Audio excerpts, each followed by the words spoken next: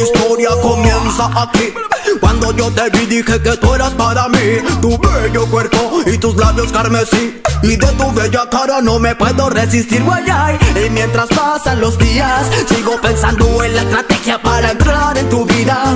Puede que haya cabida, porque cuando pasas a mi lado coqueteas y me miras. Pero mi corazón no aguanta un segundo más. Me acerco a tu lado, te tengo que confesar que todos mis sentimientos yo te quiero entregar. Que desde que yo te vi no te he dejado de pensar. Y así me acerco a tu lado, nos quedamos mirando como hipnotizados.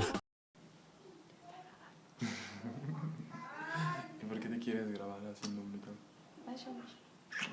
Te amo. ¿Me amas? Mucho. Yo te amo más. ¿Por qué estamos tan guapos? No sé, muy guapo. Bueno, yo no, tú sí. Siento que ahorita voy a quedar más feo con el corte. ¿Es tu teléfono? Bueno, Mamá, estás arruinando nuestro video. ¿mandé?